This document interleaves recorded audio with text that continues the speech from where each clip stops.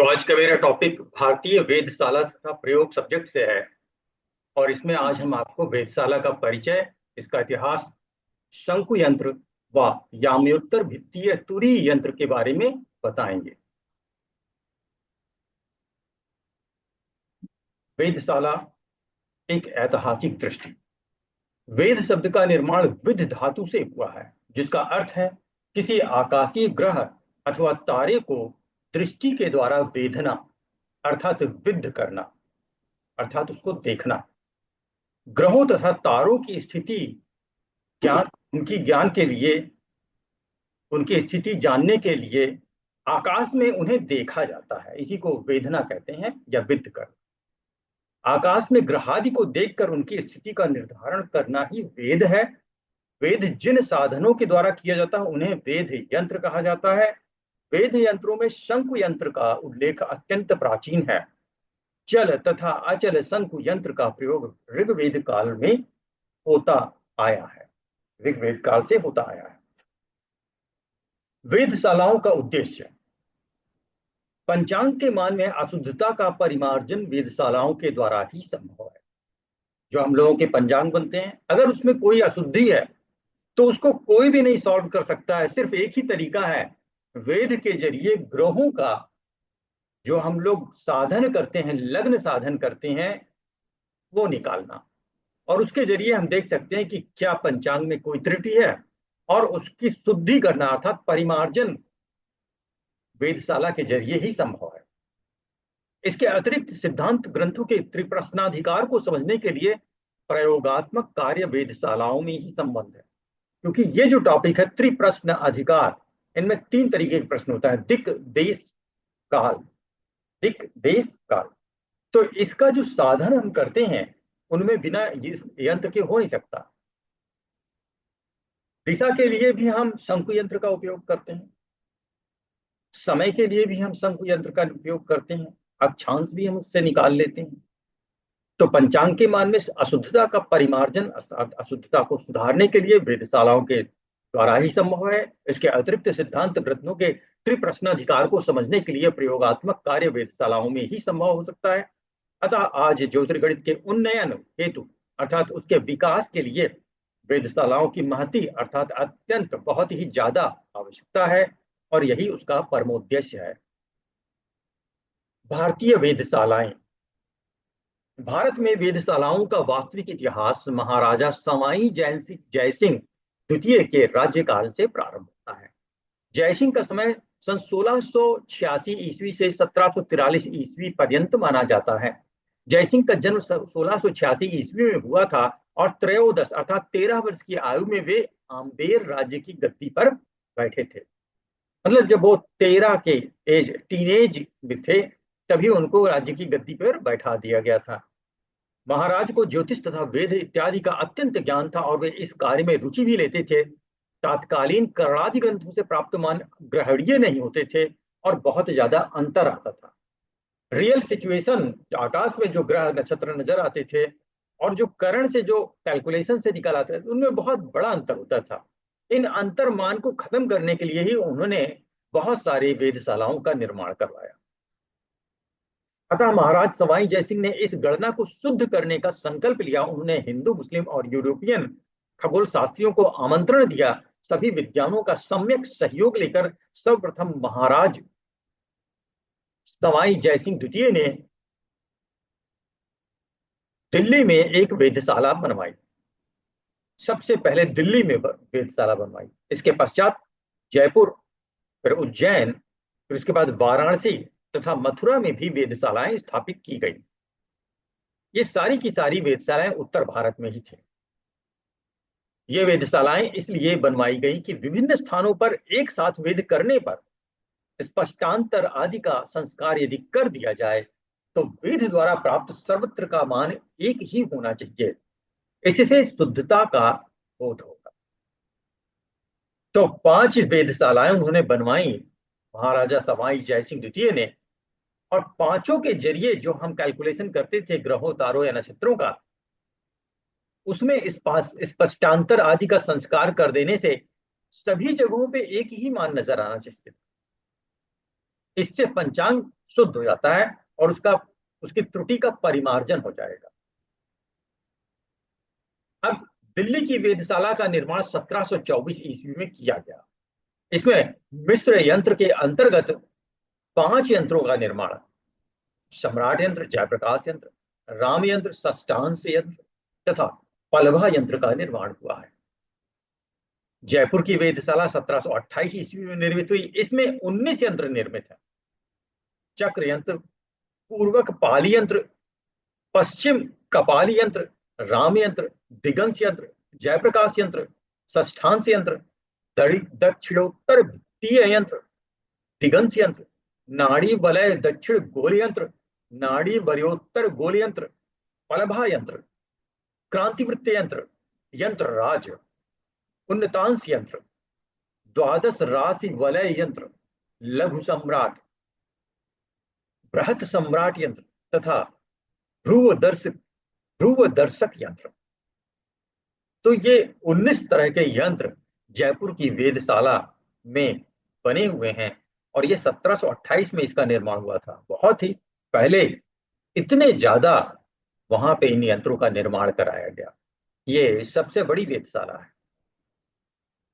उज्जैन की वेधशाला का निर्माण 1734 ईस्वी में हुआ। इसमें सम्राट यंत्र, नाड़ीवलय यंत्र, दिगंश यंत्र, शंकु यंत्र, दक्षिणोत्तर भित्तीय यंत्र, दिक्साधन यंत्र तथा धूप घटिका यंत्र का निर्माण किया गया। उज्जैन के बाद फिर काशी अर्थात वाराणसी की वेधशाला 1737 में बनवाई गई। इस वेधशाला में लघु सम्राट यंत्र, बृहद सम्राट यंत्र, दक्षिणोत्तर भित्तीय यंत्र, चक्र यंत्र, दिगंश यंत्र और नाड़ी वलय यंत्र बने। मथुरा की वेधशाला सन 1738 ईस्वी में निर्मित हुई। इसमें क्षितिज वृत्ताकार यंत्र, विषुवत वृत्तीय यंत्र, छद समस्थानक यंत्र तथा षष्ठांश विलिखित मानव यंत्र बनाए गए। ये तो आज से आप ये 1738 की बात कर रहे हैं। 1700 फिर 1800 फिर 1900 अभी 2000 चल रहा है। तो 300 साल पहले ये सब बने। अभी आज के समय में जो बनवाई गई हैं वेधशालाएं, उनको बनवाने वाले जो हैं वो कल्याण दत्त शर्मा जी हैं। तो अभी जो लेटेस्ट बनी वेधशाला हैं, भारतीय विश्वविद्यालयों में वेधशाला के निर्माता आचार्य प्रोफेसर कल्याण दत्त शर्मा जी ने संपूर्णानंद संस्कृत विश्वविद्यालय वाराणसी, लाल बहादुर शास्त्री राष्ट्रीय संस्कृत विद्यालय नई दिल्ली, जयपुर तथा लखनऊ विश्वविद्यालय के ज्योतिर्विज्ञान विभाग में नवीन वेधशालाओं का निर्माण कराया है। वेधशाला का निर्माण स्थल कैसा होना चाहिए, कहां पे होना चाहिए? वेधशाला का निर्माण ऐसे स्थल पे होना चाहिए जहां पर संपूर्ण आकाश बिना किसी अवरोध के दृष्टिगत हो रहा हो। सूर्य आदि ग्रहों का उदयास्त सम्यक प्रकारेण अवलोकनीय हो। मतलब आसमान से आने वाला प्रकाश में कोई अवरोध ना आना चाहिए, ऐसी जगह होनी चाहिए। सूर्यादि ग्रह जो है उदय से लेके अस्त होने तक पूरी तरह से अवलोकित रहें। उस टाइम में कभी भी वो किसी कारण से छिप ना जाए। तो ऐसी जगह कहाँ मिल सकती है? समुद्र के किनारे अथवा पर्वत की चोटी पर वेधशाला का निर्माण करना समुचित है, क्योंकि अगल बगल कोई भी अवरोध नहीं होता है। वेधशाला में प्रायः सभी यंत्र याम्योत्तरीय रेखा पर निर्मित होते हैं। याद रखिए, वेधशाला में याम्योत्तर रेखा, याम्योत्तर रेखा किसे कहते हैं? उत्तर, नॉर्थ साउथ, उत्तर दक्षिणी रेखा, दक्षिणोत्तर रेखा के नाम से भी जानते हैं। क्योंकि ये ऊंची जगहों पे वेधशालाएं बनाई जाती हैं। अब किसी शहर में अगर बना रहे हैं, किसी यूनिवर्सिटी में बना रहे हैं, पर्वत तो नहीं है वहां पे, तो हम एटलीस्ट वेधशाला को उस यूनिवर्सिटी की बिल्डिंग के ऊपर छत पे बना सकते हैं। जैसे कि लखनऊ विश्वविद्यालय की जो वेधशाला है वो 3 स्टोरी बिल्डिंग के ऊपर बनी हुई है, तो वहां पे कोई अवरोध नहीं है। सूर्य को आप देख सकते हैं, उदय से लेकर अस्त होने तक कोई अवरोध नहीं मिलेगा, और ना ही किसी सितारे में ग्रहों के अवरोध। इसलिए ये सही बनी वेधशाला है। और वेधशाला में सभी यंत्र याम्योत्तरी रेखा पर निर्मित होते हैं, क्योंकि सारे ग्रह नक्षत्र आपके पूर्व से पश्चिम की तरफ चलते हुए नजर आते हैं। जैसे सूर्य जिस दिशा में गतिमान होता है, उसी तरह से बाकी के, एक्चुअली में वो तारे और सूर्य तो गतिमान नहीं है, पृथ्वी का जो रोटेशन है वो पश्चिम से पूर्व की तरफ है, इसीलिए पूर्व से पश्चिम जाते हुए ये तारे और सूर्य नजर आते हैं। पृथ्वी की रोटेशन दक्षिणोत्तर रेखा पे नहीं है, इसीलिए यंत्र हमेशा दक्षिणोत्तर रेखा पे लगाए जाते हैं, जिससे कि हम उस रोटेशन का, उन तारों के रोटेशन का, उन ग्रहों के रोटेशन को उस यंत्र के ऊपर से जाते हुए देख सकें, तभी तो मेजरमेंट कर सकेंगे। इसीलिए वेधशाला में प्रायः सभी यंत्र यामुत्तरी रेखा पर निर्मित होते हैं।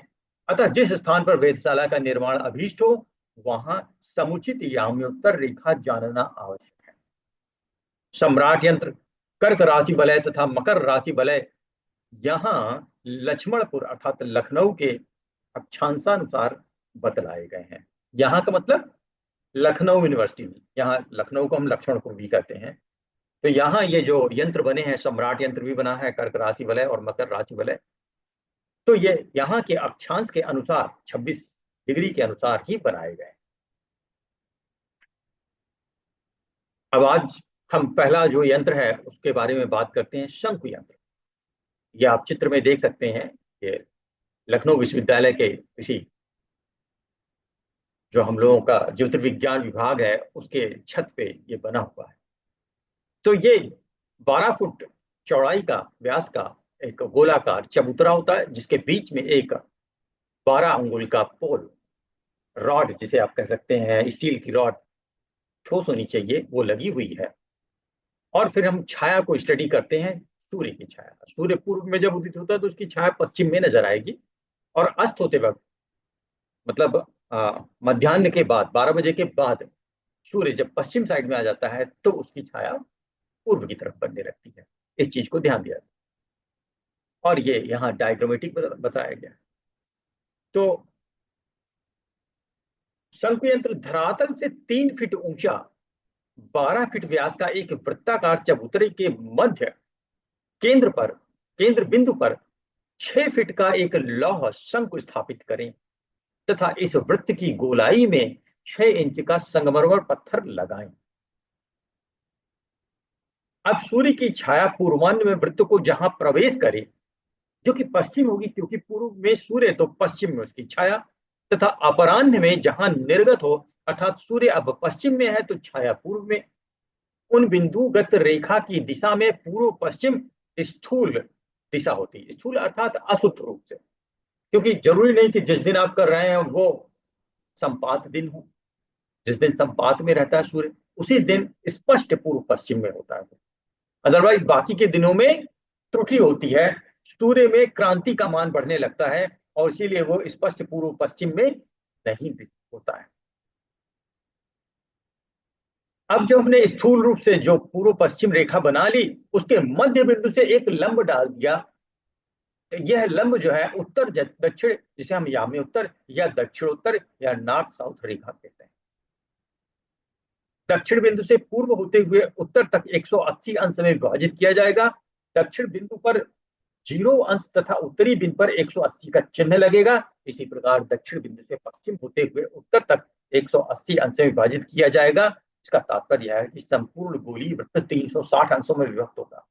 ये जो बात कह रहे हैं वो ये है कि उत्तर से लेके, मतलब दक्षिण, उत्तर दक्षिण रेखा पे आप दक्षिण से शुरू करें, दक्षिण से शुरू करें और पूर्व से होते हुए उत्तर पे आए, 10-10 डिग्री का उस पर मार्किंग कर दें, 180 डिग्री हो दक्षिण से उत्तर। फिर इधर वाला आधा गोला अब दक्षिण से फिर शुरू करें, लेकिन इस बार पश्चिम होते हुए उत्तर पे आए, फिर से 10-10 डिग्री का कर लें, फिर से 180 भी इधर मिल गए, तो कुल 180 180 360 डिग्री की मार्किंग आपने कर ली। तो आप चाहे मार्किंग 0 शुरू करें, 0 से लेके, और पूर्व दिशा से होते हुए उत्तर पे आए, फिर पश्चिम में जाएं और फिर वापस दक्षिण जाएं, पूरे 360 डिग्री की मार्किंग करें। अब इसका उपयोग हम कैसे करते हैं शंकु का? ये आप इस डायग्राम में देख सकते हैं, शंकु रखा हुआ, पूर्व दिशा में सूर्य उदित है, लगभग ये 11 बजे का समय होगा। तो सूर्य की छाया ये बन रही है यहाँ पे। अब ये संपात वाला दिन तो है नहीं, 21 मार्च या 23 सितंबर, तो जरूर सूर्य क्रांति वृत्त पे सूर्य चल रहा है।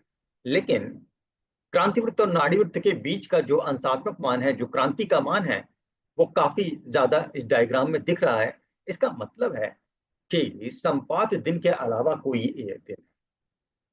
अब हमें यही तो निकालना है कि स्पष्ट पूर्व पश्चिम क्या है। तो सूर्य की छाया हमने देखी सुबह, फिर सूर्य की छाया देखी शाम को, और जो ये हमें आगरा मिल रहा है, इसके वो पॉइंट जो सुबह के टाइम में अंदर जाते हुए गोले को टच करते हैं, शाम को अंदर से बाहर निकलते हुए गोले को टच करते हैं, इनसे हमने एक लंब डाला इस स्पष्ट पूर्व पश्चिम, जो कि हम मान निकाल लेते हैं 21 मार्च को या 23 सितंबर को। और इस लंब का जो अंतर होता है, उस अंतर से हम क्या निकालते हैं? छाया अग्रांतर। तो इस छाया अग्रांतर जो निकला, उसी का शोधन कर देते हैं। जहां पे इस समय छाया मिली, उससे उतना पीछे आ जाएं तो स्पष्ट पश्चिम मिल जाएगा, या जब सुबह के वक्त में इतना शिफ्ट कर जाए पूर्व की तरफ, तो आपको स्पष्ट पूर्व पश्चिम मिल जाएगा। तो इस प्रक्रिया को कैसे बताया गया? जिस समय छाया प्रवेश तथा निर्गम करती है, उस समय की सूर्य की क्रांति की ज्या साधित करें, तथा उनके अंतर को छायाकरण से गुणा करके लंबज्या से विभक्त करने से प्राप्त लब्धि फल तुल्य पश्चिम बिंदु को उत्तरायण होने पर स्थूल पश्चिम छाया बिंदु को इतने अंगुल मान से उत्तर की तरफ सरका दें, या कर देने से स्पष्ट पश्चिम प्राप्त होता है। इसी प्रकार पूर्व छाया अग्रा को भी सरका दें तो स्पष्ट पूर्व प्राप्त हो जाएगा। यही आपकी पूर्व पर या दिक सूत्र अर्थात पूर्व पश्चिम रेखा या दिशा है। इसके मध्य बिंदु से एक लंब उत्तर दक्षिण या याम्योत्तर दक्षिणोत्तर या नॉर्थ साउथ रेखा हो। फॉर्मूला जो इन्हें बताया, छाया अग्रांतर या छाया अग्रा अंगुल में ये बराबर होगी पश्चिम क्रांतिज्या माइनस पूर्व क्रांतिज्या। ये जो अंतर मान मिला उसको छायाकरण से गुणा करके गुणनफल को लंबज्या से विभाजित कर दें, तो आपको छाया का अग्रा मिल जाएगा। इतने ही अंगुल आपको पीछे आना है, पीछे इन द सेंस यहां से इधर आना है या ऊपर से नीचे आना है, आपको ये वाली लाइन मिल जाएगी स्पष्ट पूर्व पश्चिम। तो यहाँ पे देखिए, जब सूर्य था उसकी छाया मिली, तो जो छाया मिल रही है शंकु से अग्रा का वो टिप पॉइंट के बीच की दूरी छाया कर्ण कहलाती है। लंब को हम भुज कहते हैं, इसी को क्रांतिज्या भी कहते हैं, तथा जहां पे लंब गिरता है उससे शंकु की ये दूरी को लंबज्या या कोटि कहते हैं, और इन फॉर्मूले में इसका उपयोग किया गया है। शंकु यंत्र से दिक देश तथा काल का ज्ञान जाता है, मतलब ये सभी चीजें बता देता है, दिक देश काल। पूरा त्रिप्रश्न का तीनों क्वेश्चन का आंसर ये दे देता है। त्रिप्रश्नाधिकार का संपूर्ण विषय शंकु यंत्र पर आधारित है। शंकु यंत्र के चल तथा अचल दो भेद हैं। अचल शंकु यंत्र वेधशालाओं में लगा रहता है, फिक्स रहता है, उसको आप इधर उधर नहीं हटा सकते हैं, हैवी होता है। जैसे अभी हमने ऊपर चित्र में दिखाया, लखनऊ विश्वविद्यालय में जो लगा है वो इतना बड़ा चबूतरा है, इतनी बड़ी रॉड है और सीमेंटेड है, उसको कोई हिला नहीं सकता। जबकि चल शंकु का प्रयोग वेधशाला से अतिरिक्त स्थान पर भी हो सकता है, क्योंकि आपको कहीं भी जरूरत है आप लेके जा सकते हैं। इसको कैसे बनाते हैं? लोहे के शंकु को द्वादश के परिमाण में, द्वादश मतलब आप 12 इंच भी ले सकते हैं, और उस पर 6 इंच का एक रॉड लगा सकते हैं, तो भी शंकु बन गया। तो लोहे के शंकु को द्वादश के परिमाण में लेकर किसी प्लेट में 90 डिग्री पर लगा दें, अर्थात वर्टिकल प्लेट लिया, वो 12 के परिमाण में है, 12 इंच, और उस पर बीचों बीच हमने एक रॉड लगा दिया, वो 6 इंच की है, परपेंडिकुलर है, इसलिए 90 डिग्री लिखा है। तो यह चल शंकु यंत्र कहा जाएगा, क्योंकि इसको आप हाथ में लेके कहीं भी जा सकते हैं और ये एक्सपेरिमेंट कर सकते हैं। अगला जो यंत्र है वो है याम्योत्तर भित्तीय यंत्र। इसका दूसरा नाम है तुरीय यंत्र। तो याम्योत्तर भित्तीय यंत्र क्या होता है? अगर आप विश्वविद्यालय में गए हो तो आपने देखा होगा, क्योंकि हमने शुरू में बताया कि सारे यंत्र दक्षिणोत्तर रेखा पे लगे बने होते हैं, तो ये दीवार जो बनी है ये एग्जैक्ट दक्षिण उत्तर या उत्तर दक्षिण रेखा पे ही बनी है। ये जिधर ये सर खड़े हुए हैं, ये पोरवाल सर, ये दक्षिण है। सर ये उत्तर है और दक्षिण जो है इसके इधर साइड है, क्योंकि दक्षिण क्यों इधर है, दक्षिण के साइड से ही अंशों का मान यहाँ इंगित किया गया है। 10, 20, 30, 40, 50, 60, 70, 80 और 90 पे जाके कंप्लीट हो गया है। ये दीवार एकदम हॉरिजॉन्टल जैसे खड़ी होती है, वर्टिकल जैसे खड़ी होती है, वैसे ही खड़ी हुई है जैसे घर की दीवारें होती हैं। इसके एक साइड पे संगमरमर लगा होता है, एक साइड में आप सिंपली प्लास्टर करा सकते हैं। अब कंस्ट्रक्शन यहाँ पे इस सेकंड डायग्राम में बनाया गया है। आपने एक वॉल ले लिया, वॉल में दक्षिण दिशा में ये 12 बाई 12 की दीवार है, 12 फुट लंबी, 12 फुट चौड़ी। आप इसको 6 फुट बाई 6 भी कर सकते हैं, तो छोटा सा चाप बनेगा। अब इसमें जो दक्षिण दिशा का कोना है, कोने का मतलब एकदम कोना नहीं लेना है, बल्कि आपको 9-9 इंच दोनों तरफ, ऊपर से 9 इंच और साइड से 9 इंच छोड़ के वॉल एक रॉड लगानी है उस दीवार में, जो दोनों तरफ निकली हो, पूर्व साइड में भी और पश्चिम साइड में भी 9-9 इंच बाहर निकली जाए। इसी को हम शंकु कह रहे हैं।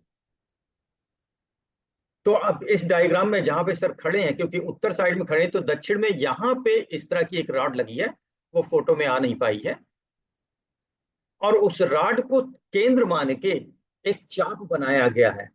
और ये पूरा वृत्त नहीं बना रहा, चौथाई वृत्त। ये जो शंकु बने हैं, एक उस पूर्व साइड में निकला है और एक पश्चिम साइड में निकला है। तो पश्चिम साइड में जो निकला है, उस साइड में हमने इस शंकु को केंद्र मान के एक रस्सी वहां बांध दिया, और दूसरे एंड को हमने एकदम ऐसे उठा के घुमा दिया चौथाई। तो नीचे 0 आंसर देंगे और धीमे धीमे उसको ऊपर बढ़ाते जाएंगे, ऊपर 90 डिग्री लिखेंगे। बीच में मान हम 15-15 डिग्री लिख सकते हैं या 10-10 डिग्री भी मेंशन कर सकते हैं।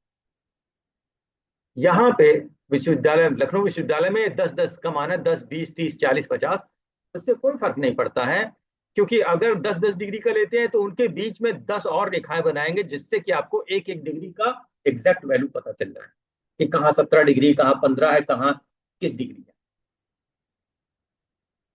अब जब सूर्य पूर्व से पश्चिम की तरफ को टर्न होता है दोपहर 12 बजे के आसपास, तो पूर्व दिशा के साइड वाला जो शंकु है, उसकी छाया थोड़ी देर के लिए मिलना बंद हो जाती है, 2 मिनट के लिए। इसे सूर्य का याम्योत्तर लंघन कहते हैं। और उसी 2 मिनट के बाद तुरंत ही पश्चिम साइड में जो रॉड लगी है, उसकी छाया इस पे काफी बड़ी बनेगी, क्योंकि शुरुआत हुआ ना, तो काफी बड़ी रेखा बनी। और इस रेखा से आप निकाल सकते हैं नतांश, कि सूर्य कितने नतांश पे है, और धीमे धीमे वो छाया छोटी होती चली जाएगी। तो चलिए अब देखते हैं आगे, नीचे कैलकुलेशन दिया है। याम्योत्तर रेखा पर 12 फीट लंबी तथा 12 फीट चौड़ी एक दीवार बनाएं। दीवार के दक्षिण की ओर ऊपर 6 अथवा 9 इंच छोड़कर एक शंकु ऐसा लगाएं जो पूर्व तथा पश्चिम में 12-12 इंच निकला रहे, दोनों साइड में, दीवार के उस साइड में भी, इस साइड में। शंकु ठोस लोहे का होना चाहिए। दीवार की पश्चिम पटल पर संगमरमर का पत्थर लगाना चाहिए, और शंकु को केंद्र मानकर दीवार पर समानांतर एक रेखा खींचकर पुनः शंकु से नीचे उतनी ही लंबी रेखा खींचकर चाप के द्वारा इसे मिला दे। तो देखिए ये क्या लिखा है कि जहां शंकु है वहां से एक सीधी हॉरिजॉन्टल रेखा ऐसे खींचे, सीधी रेखा, और उसी शंकु से एक नीचे की तरफ सीधी रेखा खींचे, फिर इसी सीधी रेखा से आप एक चाप बनाएं, यहां से लेके यहां। तो आप देख सकते हैं ये समद्विबाह त्रिभुज बन गया। इसकी दो भुजाएं, शंकु से लेके जो हॉरिजॉन्टल रेखा है, वो उतनी ही बड़ी रेखा वर्टिकली नीचे की तरफ है, वो ये दोनों लंबाई चौड़ाई में बराबर हैं। और फिर एक चाप हमने बनाया है, तो ये समद्विबाह त्रिभुज के जैसा बन रहा है।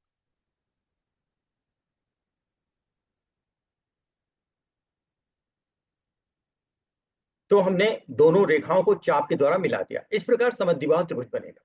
चाप को सुविधानुसार 6 भागों अर्थात 15 छक्के 90, तो 15-15 के अगर सेक्शन बनाएंगे तो 6 बनेंगे, क्योंकि टोटल 90 डिग्री हुआ। एक पूरे चक्र में 360 डिग्री होते हैं, तो उसका चौथाई तो 90 डिग्री हुआ ना। तो 90 के भी 6 बराबर भाग किए गए तो 15-15 डिग्री का बनेगा, और अगर आप 9 भागों में विभक्त कर देते हैं तो 10-10 डिग्री के बन जाएंगे। और दोनों से मान तो एक ही आना है, अपनी सुविधा जैसा बनाना। इस प्रकार प्रत्येक भाग क्रमशः 15-15 अंश अथवा 10-10 अंश का परिचायक होगा। प्रत्येक छोटे भाग को, यदि 15 वाला लिया आपने तो 15 छोटे सूक्ष्म भाग करें। यदि 10-10 के में बांटा है तो उस 10 वाले के अंदर 10 छोटे भाग करें, जिससे कि हर छोटा हिस्सा एक अंश को इंगित करेगा। ठीक। तो इस डायग्राम में आप देख सकते हैं, ये जो छोटे छोटे लाइन बनी है, तो क्रमशः आसपास की छोटी रेखाओं के बीच में 1 डिग्री मान। पूर्वी पटल पर केवल प्लास्टर अथवा पत्थर लगाया जा सकता है। स्थानीय मध्याह्न होने से 3 मिनट पूर्व पूर्वी पटल पर स्थित शंकु की छाया लुप्त हो जाती है और पश्चिमी पटल पर छाया थोड़ी सी दिखती है 2 मिनट के बाद। अनंतर लगभग 2 मिनट में यह छाया पश्चिमी दीवार पर अपना बृहद रूप ले लेती है, और 2 मिनट के बाद ही यह बहुत बड़ी छाया बन जाती है, क्योंकि सूर्य एकदम ऊपर है और 2 मिनट के बाद थोड़ा सा टिल्ट हुआ, तिरछा हुआ, तो लंबी सी छाया बनी। और जैसे जैसे सूर्य पश्चिम में अस्त होने लगेगा, वो छाया छोटी होती चली जाएगी।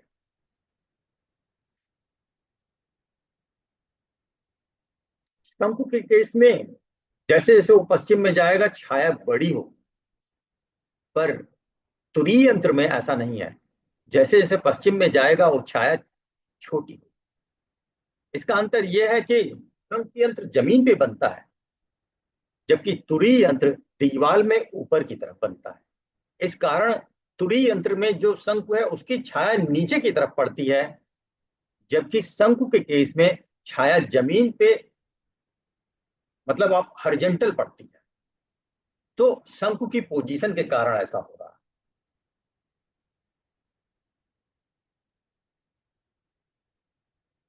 तो दीवार पर अपना बृहद रूप ले लेती है। इससे सूर्य के नतांश ज्ञात किया जाता है। अब सूर्य का नतांश क्या है ये आप समझते हैं।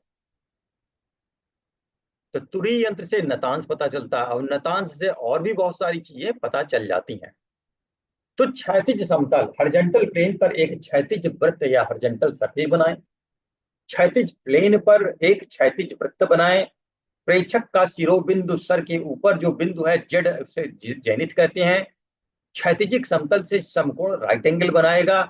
यहाँ एस कोई तारा या ग्रह है। जब हम एक चाप द्वारा जेड को एस से मिलाते हुए वाई अर्थात नादिर या पाताल कहलाता है से मिलाते हैं, तो वह चाप क्षैतिजिक वृत्त को एम बिंदु पर काटेगा, तथा चाप एस एम ग्रह का उन्नतांश या अल्टीट्यूड है। उत्तर की ओर से क्षैतिजिक महावृत्त हॉरिजॉन्टल ग्रेड सर्किल पर स्थित एन से एम तक दिगंश या एजीमथ है। अब ये लैंग्वेज टफ लग रही है, क्योंकि हमने यहाँ पे अल्फाबेट्स लिए हैं, इंग्लिश नेम भी लिए हैं, पर सिंपल सी बात है। ये पृथ्वी है, पृथ्वी के ऊपर आप यहाँ पे बैठे हुए जमीन पे, आप बैठे हुए हैं जमीन पे। आपने अपने चारों तरफ एक बड़ा सा गोल घेरा बना लिया है। अगर नहीं बनाया है तो आप जहां तक आपकी दृष्टि जा रही है खुद ही एक गोल घेरा नजर आ रहा है, जिसे हम क्षितिज कहते हैं, जहां पे आसमान पृथ्वी से छूता हुआ प्रतीत होता है। वो घेरा अपने आप बना हुआ मिल जाता है, ईश्वर प्रदत्त। ठीक। तो आप बैठे हुए हैं, आपके चारों तरफ एक घेरा है। आपके सर के ऊपर जेनिथ या शिरोबिंदु है, जिसे हम जेड कह रहे हैं। यहां कोई एक ग्रह ऐसा है, ग्रह हो सकता है, तारा हो सकता है, कुछ भी। और ठीक आपके नीचे पाताल साइड में एक बिंदु है, जिसे हम नादिर या पाताल बिंदु कहते हैं। अब शिरो बिंदु, आपके सर के ऊपर वाले बिंदु से ग्रह को लेते हुए जो रेखा क्षितिज को क्रॉस करते हुए पाताल पे जाती है, इस वृत्त पे आपके शिरो बिंदु से ग्रह तक की दूरी नतांश कहलाती है, तथा ग्रह से क्षितिज तक की दूरी उन्नतांश कहलाती है। क्योंकि ये चौथाई वृत्त है, अर्थात ये टोटल दूरी 90 हुई, तो नतांश और उन्नतांश का योग हमेशा 90 डिग्री होता है।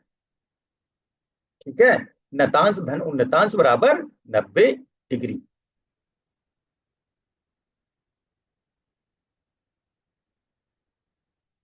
सूर्योदय के समय सूर्य का उन्नतांश 0 अंश होता है। अब देखो, सूर्योदय के समय सूर्य कहाँ होगा? एम पे होगा, एम पे होगा। क्यों? क्योंकि पूर्व दिशा में वो उदित होगा और एकदम क्षितिज पे नजर आ रहा है। और क्षितिज पे क्या है? अभी तो उसने ऊंचाई कवर की नहीं, तो उसका उन्नतांश 0 है। तो नतांश कितना हो गया? पूरा 90 डिग्री, क्योंकि शिरोबिंदु से सूर्य कहाँ पे है? एकदम क्षितिज पे। तो नतांश 90 डिग्री हो गया, क्योंकि उन्नतांश 0 है। तो सूर्योदय के समय सूर्य का उन्नतांश अल्टीट्यूड 0 अंश होता है, जबकि दोपहर के समय जब सूर्य याम्योत्तर तल या मेरिडियन प्लेन या ऊर्ध्वा तल को पार करता है, तो वह याम्योत्तर शिरोबिंदु मेरिडियन कक्ष पर होता है। तब सूर्य का उन्नतांश 90 होता है और उस समय नतांश 0 हो जाता है।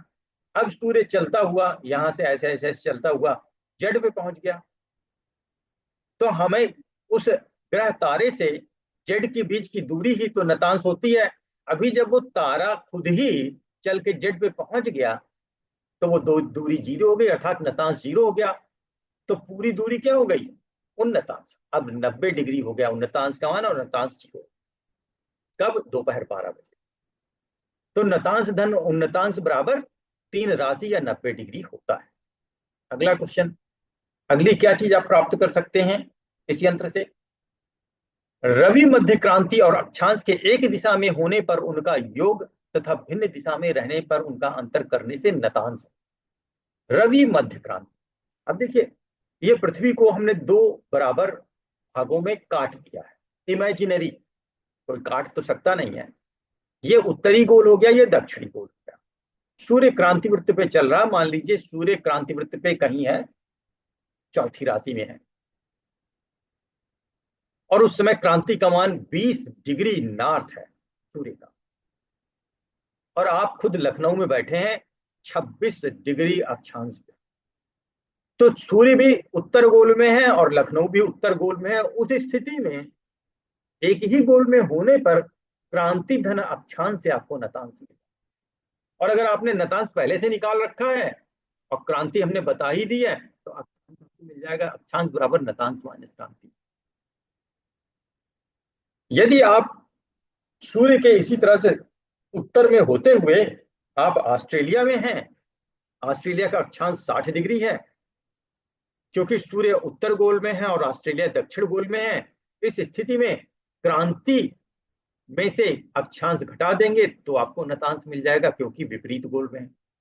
अब क्रांति में से अक्षांश घटाएं या अक्षांश में से क्रांति, इससे कोई फर्क नहीं पड़ता है। यहां हमें डिफरेंस निकालना, अंतर मान, बड़े में से छोटे को घटा के वही नतांश होगा। रात्रि में अन्य ग्रहों तथा नक्षत्रों के नतांश शंकु में सूत्र बांधकर ज्ञात किए जाते हैं। अब रात्रि हो गई, सूर्य में, सूर्य का तो दिन में निकालते हैं, पर रात्रि में क्या? तारों का, जो कि दिन में दिखते नहीं। तो रात्रि में अन्य ग्रहों तथा नक्षत्रों के नतांश शंकु में सूत्र बांधकर किए जा सकते हैं। सूत्र मतलब धागा। अब धागा बांध दें, धागे को एकदम हाथ में पकड़ के आंख से देखें, और धागा एकदम उसी सीध में आए जिस सीध में वो तारा है। मतलब धागा उसको हाइड करने की कोशिश करे। तारा जब उस धागे के कारण, वो जो शंकु जिस राड में बंधा है, दीवार में जो शंकु लगा है, उसमें वो तारा छिप जाए, तो आपको पता चल जाएगा क्या अंशात्मक मान है। क्योंकि उस तारे की इतनी ज्यादा रोशनी नहीं है कि वो छाया बना सके, इसलिए धागे का उपयोग किया। क्योंकि जैसे सूर्य की छाया जहां मिल रही है, अगर वहां पे आप रखें तो सूर्य नहीं दिखाई देगा। छाया में होने का मतलब क्या होता है? कि सूर्य आपको उस जगह से नहीं दिखाई देगा। उसी तरह से धागा बांध के अगर आप काम करें और उल्टा देखें तारे को, और तारा आपको ना नजर आए, तो वही मान आपका क्या हो जाता है? तारे का मान हो जाता है, इसकी छाया का मान हो जाता है, और उसी से आप नतांश निकालते हैं।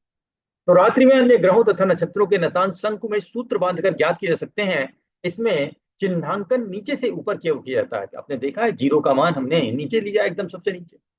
नतांश, अक्षांश और क्रांति का योग वियोग होने के कारण इस यंत्र के द्वारा क्रांति अथवा अक्षांश का ज्ञान संभव है, क्योंकि आप इससे नतांश निकाल लेते हैं। अक्षांश पता है तो क्रांति मिल जाएगी, क्रांति पता है तो अक्षांश निकल आएगा। कुल मिला के ये तीनों चीजें आप निकाल सकते हैं, नतांश, अक्षांश, क्रांति। अक्षांश तो ज्ञात ही होता है, उसे नतांश में संस्कृत करके क्रांति का ज्ञान किया जा सकता है। तो आज के टॉपिक में हमने इतिहास बताया वेधशाला का, और दो यंत्र पढ़ाए। शंकु जो कि सबसे मुख्य यंत्र है, और दूसरा तुरी यंत्र, इसका दूसरा नाम है याम्योत्तर भित्री तुरी यंत्र। सर क्रांति निकालने का भी कोई तरीका है इसमें?